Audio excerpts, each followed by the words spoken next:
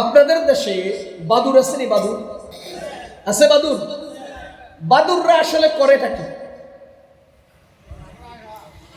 বাদুররা আসলে করেটা কি? ফল ফলাদি খায়, কলা খায়, কথা কন বলেন তো কখন খায়? আরে কয় না, অনুমতি নিয়া, কি বলে চুরি কইরা কয় না। বাদুররা করে কি? কলা খায়। শুধুটা বলেন, বাদুররা করে কি? কলা খায়। কখন খায়? অন্ধকারে, বলে কয়ে খায়। কথা বুঝছে না মানুষ? বলে কয়ে খায় না চুরি করে? এবার আসেন, সকালবেলা যখন সূর্য উঠে, এবার বাদুররা কি কলা খেতে পারে? কি করে তারা? পালিয়ে যায়। কোথায় যায়? এলাকার সবচেয়ে উঁচা গাছের উপরে, যাতে নাগাল না পাওয়া যায়। তখন সেখানে লেজগুলোকে উপর দিয়া, মাথাগুলোকে নিচের দিকে দিয়া, সবাই মিলে ঝুলে একের সাথে অন্যের স্লোগান দিয়ে চিৎকার করে আওয়াজ করে, কিচির কিচির মিচির মিচির, কিচির কিচির মিচির মিচির। কি বলে জানেন? এরা বলতে থাকে, ওই সূর্য, ওই সূর্য, তুই উঠলি কেন? তোর উঠার কারণে চুরি করতে পারছে না, কলা খাইতে পারছে না। সূর্যের বিরুদ্ধে ওরা স্লোগান দেয়। মিয়া মুসলমান বুঝে রাখেন, আমাদের মামুনুল হকরা যখন উচ্চ আওয়াজে কথা বলে, আমাদের খালেদ সাইফুল্লাহ আইয়ুবী সাহেবরা যখন উচ্চ আওয়াজে কথা বলে, আমাদের নুরুল ইসলাম অলিপুরি সাহেবরা যখন সত্যকে উচ্চ আওয়াজে উচ্চারণ করে, তখন বামপন্থী কলাচোররা আলেমদের বিরুদ্ধে কথা বলে। আলেমদের বিরুদ্ধে এরা কেন যায়? এই আলেমরা যদি সমাজে সুপ্রতিষ্ঠিত হয়ে যায়, তো এই কলাচোর বাদুরগুলো রাতের অন্ধকারে চুরি করে হাজার হাজার কোটি টাকা বিদেশে চুরি করে পাচার করতে পারবে না। এই কলাচোর বাদুররা সরকারি ত্রাণের সোয়াবিন তেলের বোতল তার খাটের নিচে ঢুকাইতে পারবে না। এজন্যই তারা সূর্যের বিরুদ্ধে কথা বলে। আলেমরা আসলেই তো কোরআন সূর্য আলোকিত হবে। আলেমরা উচ্চ আওয়াজে কথা বললেই তো কোরআন নামক সূর্য দুনিয়াতে প্রতিষ্ঠিত হবে। এজন্য কোরআন বিরোধিতা করতে গিয়ে তারা আলেম বিরোধী হয়। কথা কি বুঝতেছেন? সুতরাং মনে রাখবেন, সূর্য যখন উদিত হয়, তখন দুনিয়ার সব কলা বাদুররা, দুনিয়ার সব কলাচোর বাদুররা চিৎকার করে সূর্যের বিরুদ্ধে স্লোগান দিলেও সূর্যের কিছুই হবে না। সূর্যের কিরণে সব বাদুরের পাখা পুড়ে ছাই ছাই হয়ে যাবে। আল্লাহর কসম, বাংলাদেশকে নিয়ে চক্রান্ত চলছে। দেশের মাদ্রাসা নিয়ে, মসজিদ নিয়ে, ঈমান নিয়ে, আমল নিয়ে, আখলাক নিয়ে, অর্থনীতি নিয়ে, সম্পদ নিয়ে সুদূর প্রসারী চক্রান্ত চলছে। মনে রাখবেন, সমস্ত চক্রান্ত দুরিশ্বাত হবে। আমার মুসলমান জাগ্রত হবে, দেশের স্বাধীনতা রক্ষা করবেই করবে ইনশাআল্লাহ। কোন কলাচোর আমাদের সম্পদ চুরি করতে পারবে না। কয়দিন চিৎকার করবে, কয়দিন আওয়াজ তুলবে, কয়দিন তারা তাদের মতো করে চেষ্টা করবে। চেষ্টা তো ভাই কলাচোরেও করে। কলাচোরের রাত্রেবেলা তাড়ান না আপনারা?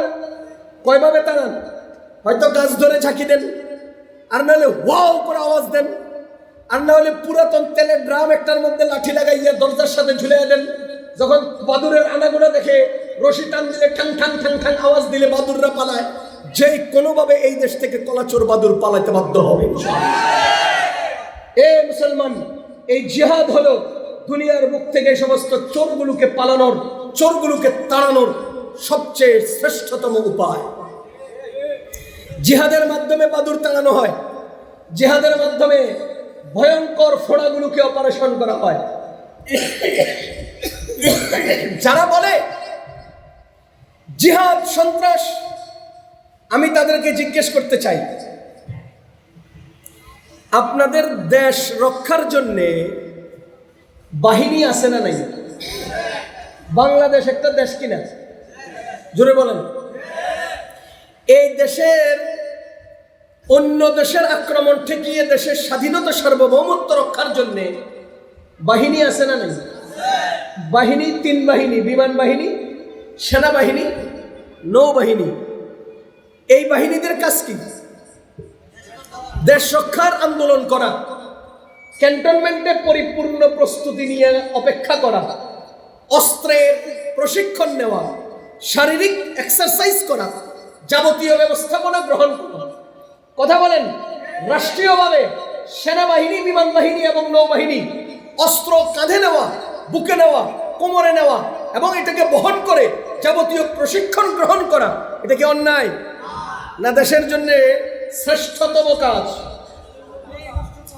এবার বলেন, দেশের পাহারাদারির জন্য একটা কিনা? চৌহদ্দি পাহারা দেয়, সীমান্ত পাহারা দেয়, এমন একটা গ্রুপ আছে কিনা যাদেরকে আমরা বিজিবি বলি? বলেন তাদের কাছে অস্ত্র আছে কিনা? তাদের প্রশিক্ষণ আছে কিনা? তাদের আয়োজন আছে কিনা? তাদের জন্য ভাতা আছে কিনা? আছে। তৃতীয় নম্বর, দেশের ভেতরগত আভ্যন্তরীণ কোন্দল, সমস্যা, অসুবিধা, উশৃঙ্খলতা এগুলো নিয়ন্ত্রণের জন্য, এগুলোকে কন্ট্রোল করার জন্য আইন শৃঙ্খলা রক্ষাকারী বাহিনী আছে কিনা? যদি মুসলমান দেশের ভেতরগত আভ্যন্তরীণ কোন্দল নিয়ন্ত্রণের জন্য আইন শৃঙ্খলা বাহিনী থাকা অন্যায় না হয়, যদি রাষ্ট্রের পুরো চৌহদ্দি পাহারাদারি করা এটা অন্যায় না হয়, দেশকে অন্যদের আক্রমণ থেকে বাঁচানোর জন্য অস্ত্রধারী বাহিনী বানানো, বাঁচানো, রক্ষা করা অপরাধ না হয়, তো আমার প্রশ্ন হলো, দেশ একটা এতটুকুন যেখানে কালিমা আছে, যেখানে ইসলাম আছে, যেখানে আল্লাহর নাম আছে, সারা দুনিয়াতে ইসলাম একটা জগৎ, সেই ইসলাম নামক জগৎ রক্ষার জন্য অস্ত্রধারী বাহিনী থাকবে না কেন? সেই ইসলাম নামক জগৎ পাহারাদারের জন্য পাহারাদার বিজিবি থাকবে না কেন?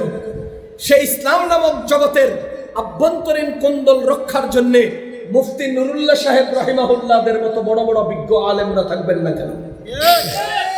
আভ্যন্তরীণ ঘরে আগুন লাগলে কে নিভায়? আমি বুঝাইতে পারি নাই। আপনাদের দোকানে আগুন লাগলে কে নিভায়? ফায়ার সার্ভিস, কয় না? আপনাদের দোকানে আগুন লাগলে কে নিভায়? এবার আপনাদের জামাই বউ দুজনের মধ্যে আগুন লাগলে কে নিভায়?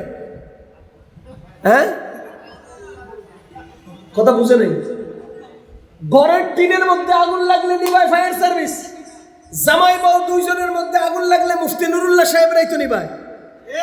আরে কথা কয় না? জামাই বউ দুইজনের মধ্যে যখন আগুন লাগে তখন মুফতি দেলোয়ার সাহেবরাই তো নিভায়। জামাই বউ দুইজনের মধ্যে আগুন লাগলে মুফতি আব্দুল মালিক সাহেবরা তো নিভান। জামাই বউ দুইজনের মধ্যে আগুন লাগলে মুফতি মিজান সাহেবরাই তো নিভান। কথা বলেন? তাহলে আপনাদের টিনের আগুন লাগলে ফায়ার সার্ভিসকে গাড়ি দেন, বাড়ি দেন, টাকা দেন, খাওয়া দেন, আমাদেরকে দেন না কেন? আমরা তো আরো বড় আগুন নিভাই। কথা বুঝে না? আমরা তো আরো বড় আগুন নিভাই। সমাজের মধ্যে যখন বাপ মারা যায়, সম্পত্তির ভাগ বটোয়ার নিয়ে গন্ডগোল লাগলে নিভাই কে? কথা কয় না? ফরায়েজের মাসালাগুলো কে লিখে দেয়? তা আপনাদের গন্ডগোল নেবানোর জন্য যত সালিশদার আছে সবাই বাম পথে, ডান পথে, বিভিন্ন পথে বসে খায়।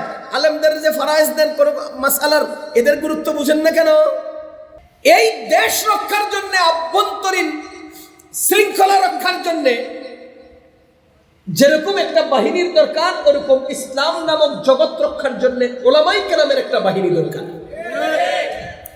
দেশের পাহারাদারের জন্য পাহারাদারদের কাজ কি? একটা উদাহরণ দিই। পাহারাদারদের কাজ কি?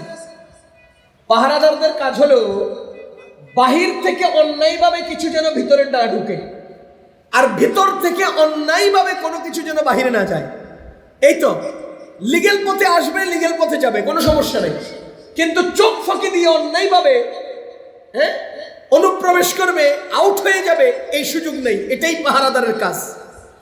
এবার আপনারা বলেন তো, আমাদের ওলামায়ে কেরাম কি আপনাদের পাহারাদার নন? দ্বীন ঈমানের পাহারাদার নন? উদাহরণ দেই, বলেন তো ইসলামে ঈদ কয়টা? সবাই বলেন ইসলামে ঈদ কয়টা? 3 নম্বর ঈদ বলে এমন কোন লোক আছে কিনা? এটা ইসলামে ঢুকানোর চেষ্টা করা হচ্ছে। ওলামায়ে কেরাম পাহারাদারি করে আপনাদেরকে সতর্ক করছে, ইসলামে 3 নম্বর ঈদের কোনো অস্তিত্ব নেই। এটা হলো অনুপ্রবেশ, ইসলামে নাই, ইসলামে যুক্ত হচ্ছে। এবার বলেন ইসলাম থেকে বের হচ্ছে কিনা? আপনাদের শরীয়তে তারাবির নামাজ কয় রাকাত? জোরে বলেন কয় রাকাত? তো তারাবির নামাজ 20 রাকাত, 8 রাকাত বলে 12 রাকাত আউট করে দেওয়ার চেষ্টা কেউ করতেছে কিনা? কথা বলেন, করতেছে কিনা? তো যারা এই তারাবির নামাজকে 8 রাকাত বলে 12 রাকাত চুরি করে নিয়ে যাচ্ছে, ওলামায়ে কেরাম পাহারাদারির জিম্মাদারি দিয়ে আপনাদেরকে সচেতন করছে, গলা ফাটাইয়া বলছে না না না, ওদেরকে সুযোগ দেওয়া যাবে না, 12 রাকাত চুরি করার সুযোগ নাই। সুতরাং ইসলাম থেকে কিছু বাইর হবে, কিছু ঢুকবে, এই সুযোগ দিবে না। এই পাহারাদারি ওলামায়ে কেরাম করছেন কিনা? বিডিআর এর কাজ করতেছে, বিজেপির কাজ। ঠিক তেমনি ভাবে এই দেশকে রক্ষা করার জন্য আরেকটা গ্রুপের দরকার, যারা বহিরাগত আক্রমণ ঠেকিয়ে দেশকে, দেশের সার্বভৌমত্বকে, দিনকে, দিনের, ইসলামকে, ইসলামের যাবতীয় ব্যবস্থাপনাকে রক্ষা করবে। ওই জাতীয় বাহিনীর নাম মুজাহিদ।